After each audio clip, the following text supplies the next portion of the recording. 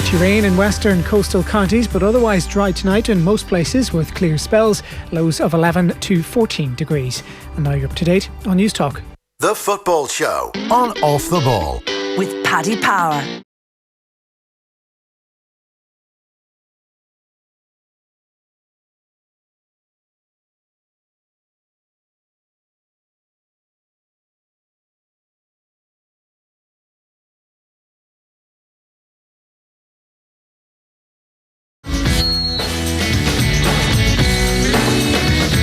Wow, we're busy this evening. Oh, horrible sounds there, Dan. Something off with your mic. Pete, what's going on? Oh, you're now hurting the listeners' ears. I'm not going to touch it. We'll try and fix the microphones. Apologies, listeners. We're here on the Football Show. It's Joe and Dan. Pete, give us the thumbs up. Let us know when we're fixed or what's going on out there. What's going on? We're on desk for the moment. Okay. Sound quality might not be amazing, but hopefully we're okay. Dan, can you not put on a microphone? Is it that hard? What have you done now? I thought I had one on. You're going to need to really aim at that desk mic. In a functional manner, Joe. I have it on a functional manner, but there's clearly some malfunction with this. I tell you what, we're going to take a very short break. We'll get this sorted out is the best thing, because there's no point continuing with dodgy mics. We'll be back in 2 secs. We've got a busy football show. Excuse us, apologies. We'll get this sorted out. Football on Off the Ball. With Paddy Power. We're proudly unsponsoring football clubs. We're turning the shirt to the fans. Join the movement by using hashtag #SaveOurShirt. Future Proof.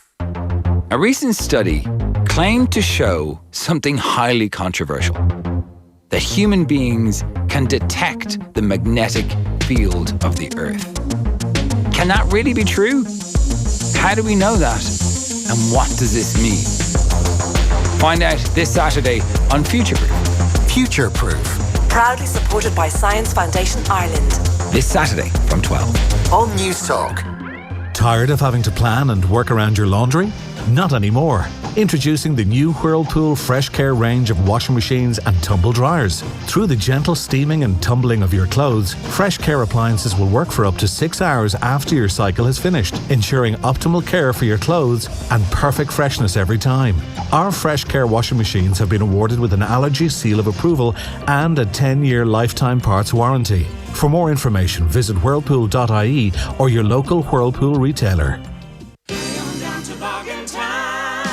Beds, and still more beds at Bargaintown's Bed Sale. Now on all branches. That's Bargaintown, first in Dublin for beds. Don't miss today's newspaper or Facebook for our fantastic specials.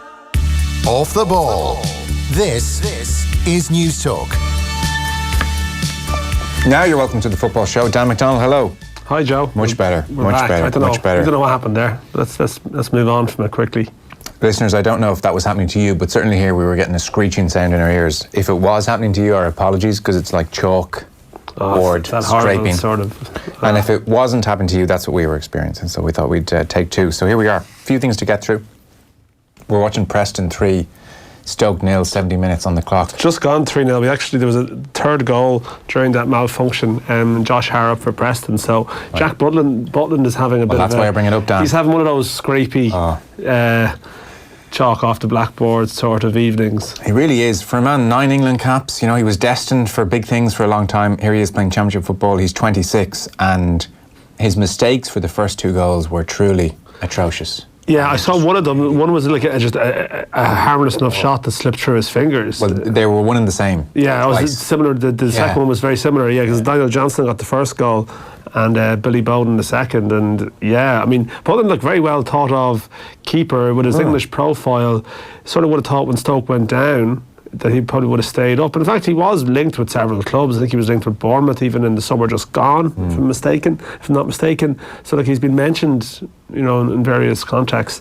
People thought Stoke might do okay this year, but they haven't started especially well. They're actually bottom of the championship, and they've got James McLean playing, and Nathan Jones is a very well thought of young manager and stuff. So like they've been pretty disappointing, and Preston are thrashing them. But yeah, a bit of a nightmare for Butland. Yeah, big time. So 3-0 down there. That one's done. A few things to get to. We will have Dermot Corrigan with us talking La Liga. Barcelona lost their opening game of the weekend. Real Madrid won.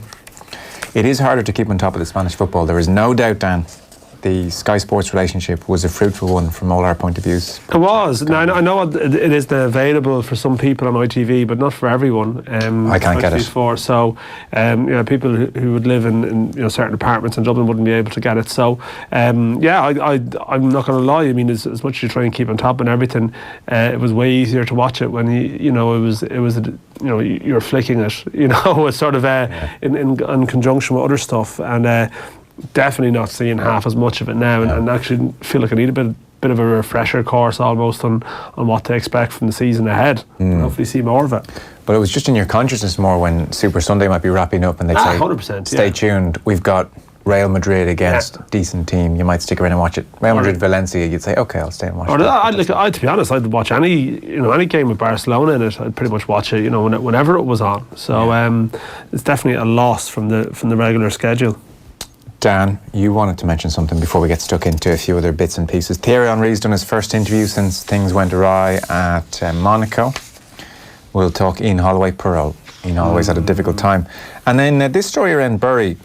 So Bury, League One team, they are in a bit of bother. They've been deducted 12 points for entering into a company voluntary arrangement. 2 bad owners have driven Bury to the brink, is the general consensus. It's a mess. So, it seems to be a mess. You mentioned this piece of audio to us, which I'm reliably told is well worth playing. This is Steve Dale. He's the club chairman and owner ultimately. But this starts off with Jim White, and we have Bury midfielder Stephen Dawson. An Irish midfielder. I should mention just before we go into this clip that... were you listening to this live? No, I wasn't. But just to give a small bit of a background to this, because this will jump into an argument between the two of them. But the history of the scenario here, it goes back over a long period of time. Steve Dale bought the club for £1 last year from a previous owner. But Bury got promoted from League 2 in May. That was a promotion season for a team, which is a massive achievement. But the players then come out afterwards and said, well, actually, we haven't been paid since February. And the club had been in trouble over a long period of time. But it now transpired the extent to which money is owed to players, to staff. So this is a long-standing decay, I guess, and it's, as you mentioned, from one owner being passed on to the next owner, and there's a huge, massive debate over the transfer of assets around the ownership and what actually is going on there. But this has been bubbling under the surface along with Bolton, which is another trouble we might talk about that after, for a period of time. But it's just gone very public in the last week, and you have this situation, as you mentioned, where the owner is on TalkSport with Jim White, and Stephen Dawson, an Irish midfielder, just joins the discussion. Right, okay, I'll listen. Are you willing to stay on the line, Steve, and Stephen Dawson, your midfielder, join us? No, I'm not getting involved in a bun fight. Do me a favour, Steve. No, it's not going to be a bun fight. Hang on, Steve Dale, hang on a second. It's not going to be a slagging match. It's not going to be a bun fight, because we won't do that in Talk Sport. Well, no, Steve, hang on 1 second. Stephen Dawson will just make a point to you now. Stephen Dawson, good morning. Steve Dale's on the line. What do you want to say to Steve Dale? Good morning, lads. How are you again? Good. We're fine, Stephen. You'll need to speak to Steve Dale now. Go on. Listen, Chairman, let's cut to the chase. You haven't bothered to pay us in months. You've constantly lied to everyone. The EFL, you have not shown facts. You haven't shown that you've got the money to sustain this club.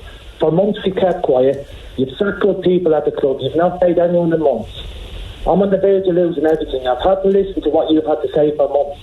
You can say you've tried to save the club. The end of it all, get your money and leave the club, or otherwise this club is no more. Steve Dale, you heard Stephen Dawson there. Stephen Dawson, one of your players, is saying he's on the verge of losing everything. House, the lot. What can you say to him, Steve? Ask Mr. Dawson, did he receive from the beginning 50% of his wages?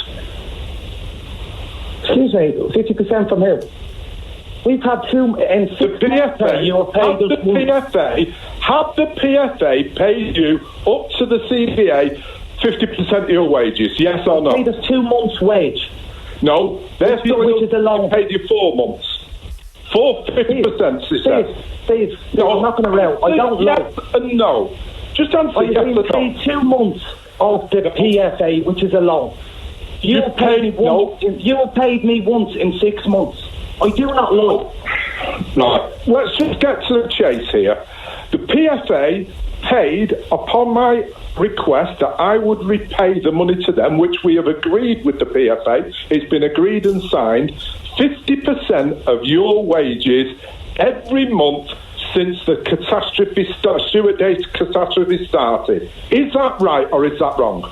Lies. Sorry? Lies. Okay, Stephen Dawson, you're saying that's untrue. Steve Dale, can you throw some money at Stephen Dawson and the other players today? They're in the CVA. He's got no money. He's got no money. There you are, Steve Dawson and Steve Dale. Chairman. It was tough for Jim White with the Steve Dale and the Steve Dawson. He couldn't go to Steve, so he have to, to do the full name introductions every time. But you can sort of laugh to a degree. God, yeah, what about this as a row? But this is actually like a dreadful story. Yeah. This is a club that means a lot to people. There's a former director of the club has chained herself to the railings there today, outside the club. And how has it all gone so wrong? What's happened here? It's over a long period of time. Unpaid wages, as I mentioned, transfer of ownership. I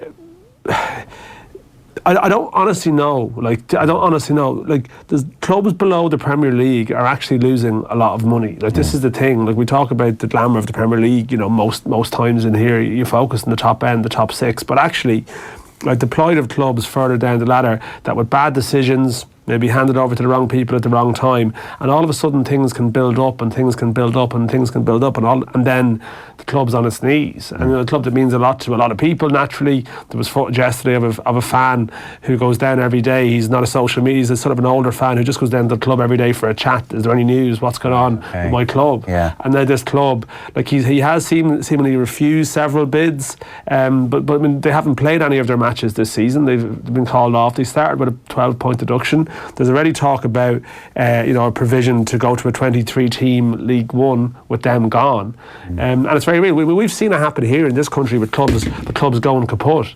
With the likes of sort of Monaghan and Dublin City and stuff. We always talk about the dysfunctional League of Ireland here, but English football at a certain level is no more stable. Just the amounts of money are greater. I mean, Bolton Wanderers are another club who are in a Premier League club within recent memory, who are now, are an absolute chaos. I'll come to them in a second. It seems you're not the only one who's not quite sure what's happened at Bury, because apparently if Steve Dale, who we heard there, doesn't provide the league with financial information it wants by midnight on Friday, that it could mean expulsion from the Football League. So even the Football League aren't too sure what the hell's gone on here. No. They want financial statements. I was reading a piece about it in The Guardian, written by a fan as well. He's also a journalist, and he was saying the trouble started around 2013 when the property developer Stuart Day took over. He's not the current owner, but he became chairman, and they were chasing the dream of championship football.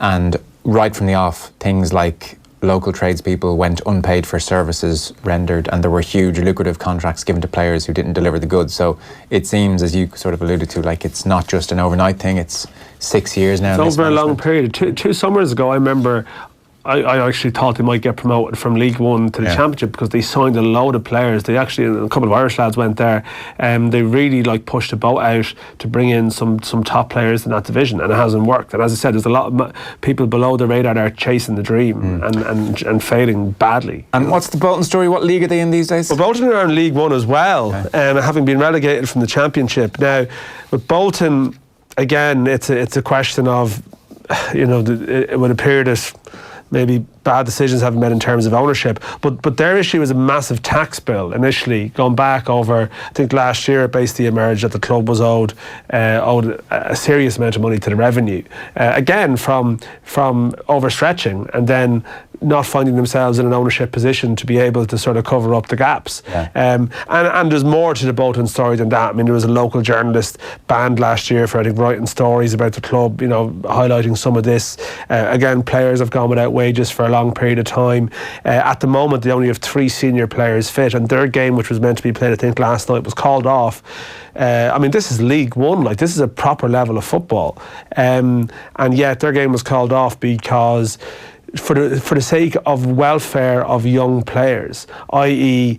They feel that the welfare of young players has been jeopardised by the level at which they're being asked to play, having played a number of games in recent weeks because they have no senior players and no budget for senior players at the club, which is sort of mad. Again, you look at smaller leagues where they've no money, they throw kids in all the time, but there's obviously more layers and there's more nuance to all these stories, but it is a tale ultimately of mismanagement, and I think it is like important to mention these stories in the context of Harry Maguire being the world's most expensive defender, and I think there's a couple of people in English football have made the point, that when these massive transfer fees are being thrown around at the upper end of the Premier League, should there be some kind of drip down fund or something to avoid a scenario where these institutions are in danger of going kaput. Again, there's a hope that Bolton will have a new ownership deal, and there's still a prestige in being involved in English football, but the stats of the money that's been lost by the clubs in Championship,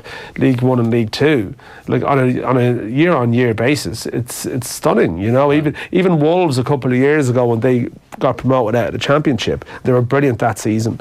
Their actual net loss that year was tens of millions, and then they get into the Premier League, and naturally then you take your share of the TV pot, and that's great. But the extent to which other clubs, and we have seen Leeds and we've seen other teams suffer a fairly mighty fall. Portsmouth go all the way down from winning an FA Cup to being in League 2. English football is not, it's the dream for a lot of kids in Ireland naturally, and it always will be, but it's not the most stable environment. And you hear someone like Stephen Dawson there, who's had a very respectable lower league career, being in a pretty perilous position. That's terrible. You wish him well. And as Jim White said, we wouldn't do that on TalkSport. No, we wouldn't like an argument. There's nothing. There's nothing shouty about TalkSport. No. Not really do shouting. Also, I noticed that Steve Dale, the chairman, who didn't want to have this fight, was more than happy to hold his own once it happened. Oh yeah. So Ian Holloway's getting a lot of flack, Dan. People are piling on. Isn't that the same now? People pile on. Isn't that what they do? English football institution in so itself. Here's the debate. Do you ever watch the debate? I do. Yeah, I do. Sometimes. On occasion. I didn't watch this particular one, but I think I saw this clip like everyone else did within an hour. I find if I'm having a bad show here, I go home and watch the debate, and I don't feel as bad. Nah, that's unfair. That's unfair on the debate. It's a tough watch, though. Do you not think? Oh, gee, here's my issue with the debate. Okay, I haven't watched that much of it now, to be honest. But go on, here, give me your issue. Okay, so it's obviously just radio on the TV for starters. That's kind of the premise. Yeah. Glass houses, I get you. But here's the subtle difference. Sky Sports have a lot of resources. Maybe it's hard to get people into a studio at 10 or 11 o'clock at night. However, they could record it. My issue is, what's the best hour of football TV every week? Just go with your first instinct. Monday Night Football. Correct. 7 to 8. Yeah. Why is that? Well... Don't overthink it. Well, there's a lot of work and preparation going into it. Correct. Yeah. And there's footage, and there's analysis, and look at this, and look at that, and look at this, and look at that. Like when the debate thing kicked off, like Sky were really fighting the TV war, and I thought, this is going to be brilliant. We're going to get a version of Monday Night Football. I appreciate Neville and Carragher are pretty good at their jobs. You're not going to get that every night. But we're going to get here's a little tactical thing none of you have seen. I've been watching this, and you've got, people with good careers behind them, just given the space to talk. Yeah. And pick out footage. But footage never appears. And I just think, what is this? That's my point, Dan. No, that's a fair point. My producer notes. Listen, I'm sure they would appreciate that feedback very much. Yeah, they'd be thrilled. But I think, it has just become part of the Sky cycle, and that's it. And the debate would be on, I think, if I'm not mistaken, even around the World Cups and stuff, it might still pop up, that like an England game or something would finish. Maybe it's international windows I'm thinking of, and still the debate is still there from 10 to 11, and it's whoever is around. It's like a version of Sky Sports News that's just been shifted to... Next up, who will finish fourth? We're back in a minute. But Sky don't have rights for a lot of other things during the summer as well, or even, to be honest, we're talking earlier about how they don't have Spanish football anymore, so they really are very much reliant on the Premier League cycle. Yeah, but they've got 10 games they could get stuck into. You can review a few, preview a few. I'm not saying it has to be every night. Look, it's just my thoughts. Well, then you get Holloway. Is that your point? This is what happens. I don't have a problem. Okay, I don't look. This is. Hey, Peanuts, you got Holloway. Okay, so here's Ian Holloway, and people on Twitter, like Dan, piled in, whereas I thought it was taken out of context. Here's Ian Holloway. their job is to not re-referee the game, is to be clear and obvious. So I don't think that's our boys making up that new change to law. I think that's people telling us what we should do with our game. Yeah. Now they should stop doing that. I hope we get out of Brexit, because that's what we've all voted for, and sort that out, because you cannot have someone telling us how to do our own game, right? So there we are, Dan. And immediately everyone said, Ian Holloway thinks when Brexit happens there'll be different rules in English football. No, I think he thinks that the EU are responsible for VAR and the new handball rule. Mm-hmm. Which he clearly didn't. He was drawing an analogy. He was. And people overlooked that and just went with it. But then today, he came out to explain his stance. Okay, go on. And he explained his stance by suggesting, I don't quite have the specific words in front of me, but he explained that he wasn't talking naturally about the EU. This wasn't his point. He wasn't talking about the EU. He was just saying that he was talking about UEFA and FIFA, obviously, and the extent to which they are having their say on the rules of England. And this was his general point. Well, today, I'm not that stupid. I'm not that stupid is the headline. He denies blaming the EU for new handball rule. Sorry, I see it now, yeah. Ian Holloway has hit back at Dan McDonnell and others who suggest that he holds the EU responsible I do not think he suggested that, but anyway. Football's new handball rule, saying, I'm not that stupid. So he said, speaking to the Mirror on Wednesday, people don't listen. Exactly. So people don't listen. What I've said, and I can say it very clearly, is I'm sick and fed up of being told what to do by people who aren't running our country. FIFA and UEFA brought these rules in. They told us we've got to use VAR. That I've got no problem with. But with the handball rule that they've made up, Dan, I don't want to listen to them. It's nonsensical. It's just in the same way that I'm sick and fed up of us in the UK being told what to do by the EU. Brexit has nothing to do with the football rules, is it? I'm not that stupid. So I suggest people, like Dan, wash their ears out and listen, said Holloway. And I thought, good on you, Ian. Don't take this crap. As I speak, another darling of the English establishment, James McLean, just scored for Stoke. Yeah. But and there's still 3-1 down. The point is that there's a couple of issues with Ian Holloway. As you mentioned, that handball rule that they've made up, them overseas, them over there, FIFA, UEFA. Is it FIFA or UEFA who make up the rules? Well, it's FIFA, but it's actually FIFA in conjunction with the IFAB, which is the International Football Association Board, who have always maintained control over the laws of the game, because naturally England gave us the game. So IFAB, this goes back to the days, I think, of Stanley Rouse and the great sort of founders of football, that the one thing, FIFA have a certain power, they have administrative power in UEFA, but when it comes to the laws, the rules, it's the makeup of IFAB, there's 5 members, there's 4 from the associations, the home associations, if you're talking in an English perspective. It's England, Scotland, Wales and Northern Ireland FAs, as well as FIFA. So there's a dominant sort of role for British football on the rule-making sort of side of the game. And in fact, when the handball rule was brought in, I mentioned this earlier in the Newsround, the spokesperson was David Ellery. David Ellery, English football referee David Ellery, you remember his old scraps with Roy Keane. He couldn't be any more, he's a walking reminder of the Premier League years on Sky when it was full of English players and it was the old school. Ian Holloway was playing for QPR and whatnot. So the new handball rule is a very English rule. Well, that's where it's coming from. Yeah. And in fact, the Premier League have also had there's a debate over how the Premier League have adopted VAR in a slightly different way to how it's been implemented in other countries. So they have had control over this. So it's a completely nonsensical rant. Where were you on the debate last night? Where was I? Yeah. Who was on with them? Actually, I don't know. Whoever it was didn't get involved. Well, I mean...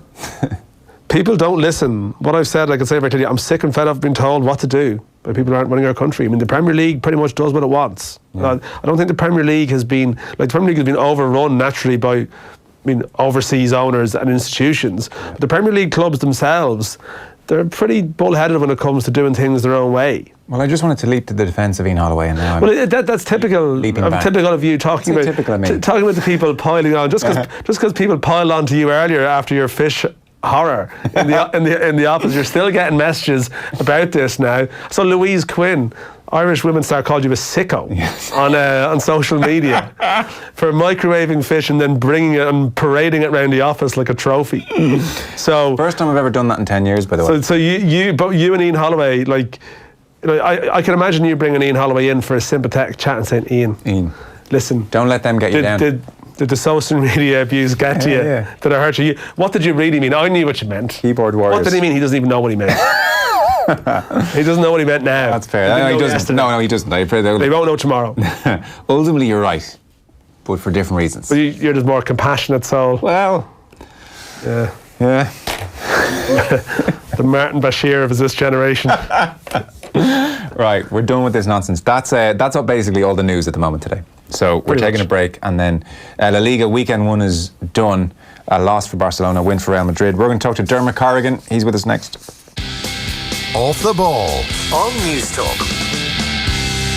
At CCT College Dublin, choose from full-time or part-time courses in areas such as data science, networking, cybersecurity, data analytics, programming, software development, DevOps, project management, computerized accounts and more, including courses funded through Springboard Plus. CCT College Dublin on Westmoreland Street. Our dedication, your journey.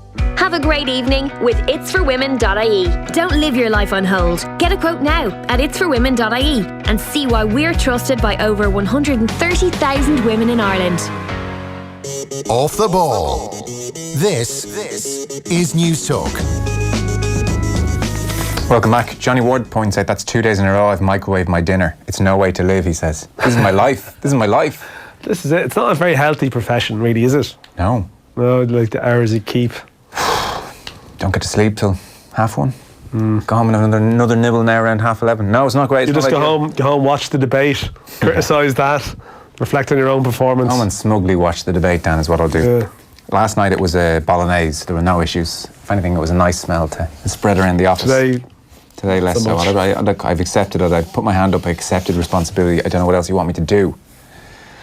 So La Liga, Dan.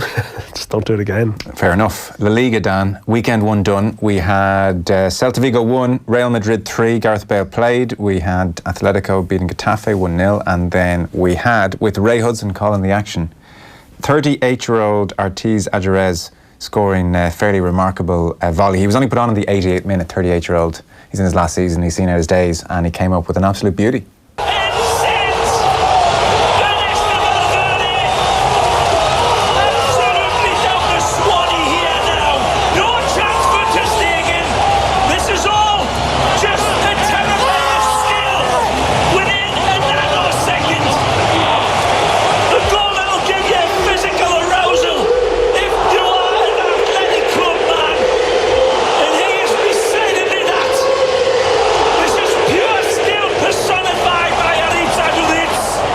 What did he say?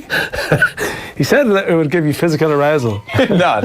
You did look at me and think, that's what was said. Dermot Corrigan with us. Dermot, good evening. Hey, Joe, how's it going? Were you physically aroused, Dermot? Not quite, but it was quite a moment. Has to be said. When I got to that or reached those heights, but yeah, it was brilliant for Athletic Bilbao. Excuse me. Barca had, as Barca tend to do, they dominated a lot of the possession. But with Messi missing, with Griezmann not having a great game on his debut, and with no sign of Neymar yet, they struggled to break down the defence. And then in the last minute, the guy comes on as a sub, and he's a really well-loved figure, both at Athletic Bilbao and generally around Spanish football.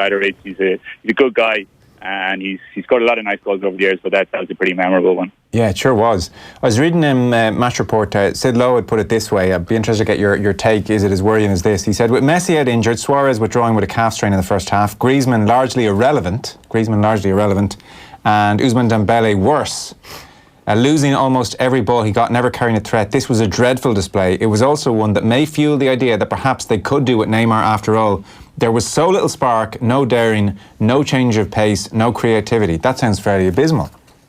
Yeah, it was pretty poor, and it for those at Barcelona who want to sign Neymar, which is not everybody at Barcelona, I think, but there are, I'd say the president would like to have him, and maybe even Messi would like to have him back as well. It was a good argument in their favour. I would say that just the whole Neymar cloud hanging over the club kind of affected the build-up to the game. Coutinho, they've been trying to get rid of him and push him out, maybe to go to PSG in part exchange. But just before the game kicked off, it was confirmed that he was going to go to Bayern.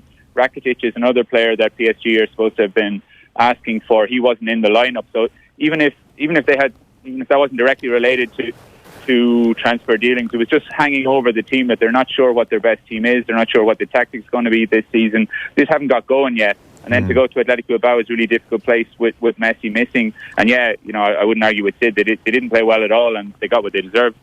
And Dermot, so look, I was going to ask you, do they need Neymar? Which is kind of a silly question because, sure, look, Neymar's not going to hurt any team, I suppose. But given that they won the league last year, and I don't know what kind of weird madness was happening at Anfield last year, but they were thereabouts in Europe once again. Do they need Neymar? Like, is when you watch them play, is he a massively missing piece of the jigsaw right now when you look at them? No, I wouldn't say so. Like, obviously Neymar at his best, which is when he was back at Barcelona, he did really good stuff, and they were sorry to see him go, and he was a great player for them then. But they've just signed Griezmann to play, in a similar enough position. He's a top striker at the top of his game. They spent a lot of money on him. They spent basically all of their transfer budget is gone to bring him in. So, they have a fairly well-balanced squad, but if they're going to spend more money on Neymar, they're going to have to maybe lose a midfielder or lose a defender or something like that, and it just throws everything out of whack. If you have Suarez as well, who always wants to play, you've got Suarez, Griezmann, Neymar, and Messi, and you play all four of those in a team, and probably you're going to beat up everybody in La Liga, as Barca have done over recent years. But when you get to the Champions League semi-finals, maybe you go to Anfield up against somebody like Jurgen Klopp, he'll be able to find a way to beat you. Your team won't be balanced enough, and they could end up in the same situation again. And is Griezmann able to play his natural game in this Barcelona lineup? Not so far. It is early. It was a difficult debut for him to go there and not to have Messi in the team. It's going to be really interesting to see how it works out for him because, we talked about Dembélé and Coutinho already. It can be tough for forward players to go to Barcelona because everything is so centred around Messi, understandably enough, because he's easily the best player at the Barca team. He's the best player in La Liga. People say he's the best player in the world. So you have somebody like that, and everything goes through him. He controls a lot of what goes on in his own kind of passive-aggressive way in the dressing room as well. So even for big-name strikers, it can be difficult to fit in. Suarez is somebody who clicked with Messi off the pitch almost immediately. They get on really, really well, two South Americans. And Griezmann, he's an honorary Uruguayan as well. He likes to see himself as an honorary Uruguayan, and maybe he will be able to do it. But it's going to take a while for him to settle in, and it'd be unfair to judge him on last weekend's game. But the jury's still out for sure. Yeah, I was going to ask there, maybe it's a bit of a daft question, but is there goodwill towards Griezmann in the sense that it was such a protracted move in the sense that, he did a big documentary last year about his decision to stay, and then, a year on, he just joins Barcelona then. And I don't know, obviously the transfer itself wasn't routine or straightforward. Is there a sense of some people willing him to fail? I'd say amongst the fans, maybe amongst some of the journalists, there might be. I think amongst Messi is the obvious one, but in the squad, they're happy enough to see him. They respect him as a player, having come up against him for Atletico Madrid over the years. They do think he's a good signing. I think will be my reading of the dressing room part on it. There might even be some in the Camp Nou board who are like, why do we spend so much money on him after he turned us down last year? There would have been people who went out on a limb publicly to say he was going to come, and then he didn't, which made them look bad. So they've had to eat humble pie a little bit to sign him this year. So yeah. It's not the easiest situation for somebody to come into, to move to Barcelona up to such a big club, such a fishbowl type club as well. When things are going wrong, there's a lot of politics goes into what happens around it. So he has his work cut out for sure. So Valverde at this stage, if you were to sum up his standing and his perceived strengths and weaknesses, Dermot, what are they? Well, on his standing, there was a meeting about Neymar transfer at the Camp Nou on Monday, and the people at the meeting came out into the local press. There were 7 different names mentioned in the press who were there to give their opinion on Neymar, on what they should do, and Valverde wasn't one of them. The coach is so far down the pecking order, really, that he wasn't included there.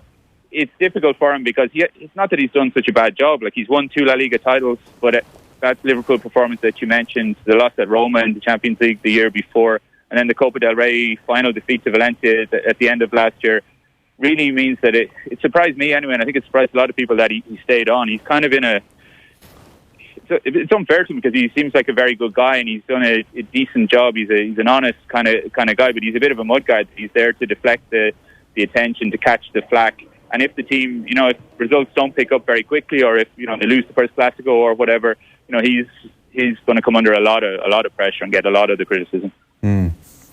If we move on to Real Madrid, then they beat Celta Vigo 3-1. My favourite quote, I think, is that Zidane said, "Gareth Bale's going to stay, and we all have to think of that as a positive thing." Yeah, it's been a weird one. It's only 6 weeks or so since Zidane was basically pushing him out the door, saying that he thought it would be best for Gareth to leave, and if it could happen tomorrow, then better for all concerned. It hasn't happened. Bale himself, I don't think he really wanted to go. Bale, if a move had to come up, maybe he would have taken it. Maybe he might have ended up in China. His agent was trying to put that deal together, but in the end, it just wasn't possible because of the big money that he's on, and his injury record and his age and all those things. In fairness to him, he played really well at the weekend. Hazard was injured, which helped him back into the team. Yeah. Did he start? He started. Yeah. He came. He was straight into him. Just as I was saying there, Eden Hazard was injured, so that helped him to get in, and he played on the right wing and played really well. Set up the first goal. Was working back as well. Mightn't always have been his biggest strength since he's come to Madrid, but he was putting in tackles. He was putting in the hard work as well. And everybody was very impressed. Whereas he gets a lot of sticks in the press here, but after the game, everybody was saying fair juice that he helped us out there, and it looks like he will get another chance now. Yeah, interesting. Because look, the whole thing could have served to just alienate him, and he would retreat further to the golf courses in Madrid. But I guess when you're staring the end of your career in the face, it could serve as a real motivation, a real kick up the ass, and that's very interesting that he was working hard and working back and showing a good attitude. Yeah, his relationship with Zidane is really fascinating, because I'm not sure how much communication really goes on between the two of them, because Spanish wouldn't be the first language for either. They both speak it okay, and Zidane better, I guess, does his press conferences and everything. But I don't think they're putting this. Zidane's putting his arm around Bale and talking to him a lot to try and persuade him to come back. It's a bit of tough love and challenging him to come up with it. And Bale seems to want to prove that he can play for Madrid. He's a quiet guy, but he's a very stubborn guy. And in fairness to him, he's come through a lot. Injuries. He's been dropped before, and he comes back. He was benched for the Champions League final a couple of years ago, and then came on with something to prove and scored that amazing goal. And Zidane seems to think, I'm sure Zidane would have preferred, for instance, to have been able to sell Bale and sign Paul Pogba this summer. But now that he has him, maybe he thinks that the best way to get a good performance out of him is to keep his back up, to keep him having to feel that he needs to prove something, and that makes him run harder and play better. Okay. Dermot, thanks for all that. We're up and running. Appreciate it. Cheers, guys. Dermot Corrigan there with thoughts on the opening weekend, Dan. There we are. Gareth Bale, that's quite the turnaround, isn't it? Yeah. Challenge for Bale now is to produce a moment that gets Ray Hudson physically aroused at some stage. Ray, you can't be doing that, Ray. What if, throw yourself into the commentary? What if little Timmy turns around and says, "What does that mean, Dad?" Well, we're not ready to have that conversation yet, but thanks to Ray Hudson here. Trying to watch the football. So, by the way, you were watching Chelsea against Leicester at the weekend. Oh, that was a gregreat game, actually. It was I think it was lost probably in hurling, to be honest. And a lot of other things that were going on. Because Dave McIntyre was on commentary, he said to us, "I probably won't see a better game all season." Yeah, the second half in particular, Leicester were really going for, having been behind. Leicester they got the equaliser indeed after making a mistake earlier on, but there was just a real excitement in the last 10-15 minutes. The Chelsea wanted to win the game, but Leicester were really breaking with intent as well, and it was just an old school game where both teams were going for it, and it was entertaining. And I think Leicester, obviously Chelsea this year are probably going to be probably a diminished force in the sense that, they qualified for top 4 last year. It's going to be hard for them to do it this year. Leicester are trying to prove they can break into that top 6. And they have some really good players. they've got Tielemans there, more to the point James Maddison, who is one of the most exciting players in the Premier League. Irish qualified, but we're never going to see him play for Ireland because he's going to play for England. I think it's even come out today that he's very likely to be in their next squad. 22 Yeah, he was at Norwich. He was at Coventry when he was younger. That's when I think the Irish link was mentioned. But almost went to Norwich, almost replaced Wes there as their number 10, as their playmaker. And at Leicester, he's just stepped things up a level now. He looks like he's going to make an impact in every game that he plays. He added something to the game. I think he's someone that's probably going to get attention from a higher level as well. He's a really, really creative, really good player. But it was a really good game. Yeah, it was for, as I said, for an early season game where sometimes it can be a bit stodgy or a bit sort of feeling each other out. It was actually a sort of an enjoyable aspect to it. Talksport check, Brexit check, physical arousal check. Lads, it's been a gutter press type show tonight, says somebody. Is there any chance of Dan ever getting onto the Sunday supplement on Sky? He'd sort them all out with his truth, says Jay in Dublin. We might try and arrange that, Jay. They wouldn't have us. They should do on St. Patrick's Day. You, Miguel on it, obviously. You and Miguel, a few others. Wouldn't do it. No, we need to do a segment on, I don't know, England or something. They've never regionalised that, so I'll have to watch them eat their croissants with my envy. Yeah. Our football coverage brought to you with thanks to Paddy Power. For information on responsible gambling, visit dunlewey.net, dunlewey.net. Short break. Off the ball On News Talk. 300 clubs getting vital cash funding. Over 450 schools and juvenile teams supported nationwide. More than 11,000 jerseys, balls and equipment donated. And record-breaking crowds at the last 3 TG Cahir All-Ireland finals. Those are serious numbers. That is serious support. Lidl, proudly supporting ladies Gaelic football. Mattresesdelivered.ie. Sale now on. Delivering your mattress immediately to any part of Ireland, free. That's mattresses-delivered.ie. Don't forget the hyphen. If you're thinking of buying a residential rental property, ICS Mortgages can provide an excellent range of flexible buy-to-let mortgages, including interest-only terms of up to 15 years. We'll also help you to refinance your existing portfolio and grow your property investments. Call 1890 427 427, visit icsmortgages.ie or contact your local mortgage broker. ICS Mortgages, the property investor's choice. Lending criteria, terms and conditions apply and are subject to change. The entire amount that you have borrowed will still be outstanding at the end of the interest-only period. Dilosk DAC, trading as Dilosk and ICS Mortgages, is regulated by the Central Bank of Ireland. Off the ball. This is News Talk.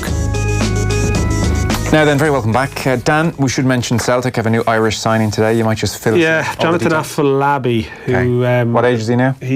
I think he's 19 now. He was one of the stars of the Irish under-19 team in Armenia that reached the semi-finals of that tournament last month. I think quite a few people watched that. I believe the viewing figures were good, so I think people got into it. He went to that tournament unattached. He'd been training with a couple of League of Ireland clubs who I think were hoping to sign him. But he took his chances and going to that tournament as a free agent and did really well. Okay. What kind of player is he? He's a striker. He got suspended. Remember, I'm not sure if he got the comical suspension. He was ruled out that semi-final against Portugal in really, really harsh circumstances. But he led the line very well. He's quite tall. He's quite imposing. He's quite quick. Although actually Ali Regba is probably arguably quicker. He's at Leicester.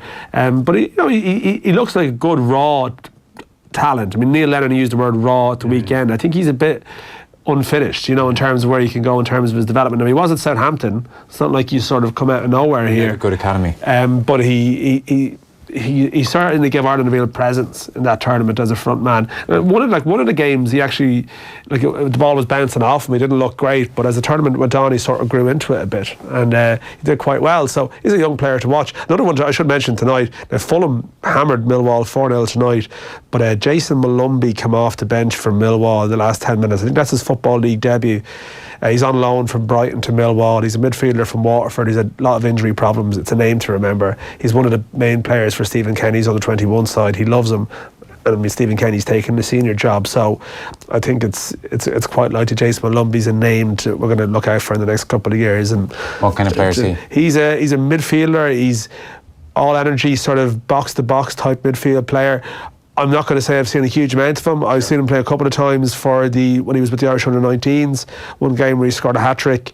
But you're listening to people who were at Brighton, a couple of Irish lads at Brighton. I think Richie Taylor spoke at one point and said, of those Irish lads, who's the one? Malumbi was the one that was mentioned. We'll go furthest. So he's had a few injury problems, but he seems to be really well thought of, an all-round midfield player. And is that his debut tonight? He was playing the League Cup, but he was brought on to the Championship game tonight. They lost 4-0, but Brighton have sent him to Millwall for the season to see how he gets on, and I think it's going to be a big year for him. Okay, we'll keep an eye out there. We are pretty much done for this evening, so you can download all of the best bits tonight. Stuart Barnes was very good on Wednesday Night Rugby, I must say. We had Dan Levy in as well, and obviously Football Show just done and dusted. Congratulations to James Tyrrell. James, if you're listening, you correctly identified tonight's mystery voice. I'm not a tattoo kind of guy. That was, of course, Craig McDowell. Congratulations, James. You've won a pair of tickets to our Premier League Roadshow at the Bord Gáis Energy Theatre September 4th. We'll give you another chance to win on tomorrow night's show. Tomorrow morning, OTBAM back 7:30 on all our social channels, our daily breakfast sports show. And then busy show tomorrow. We're going to have John Giles in studio, Alan Brogan as well. We'll hear from Breach Stack as well ahead of the ladies' football semi-finals. We'll also be talking about the birth of the Premier League, those famous decisions made behind closed doors and Alan Sugar's involvement and all that. Tom Dunn is on the way. Good luck.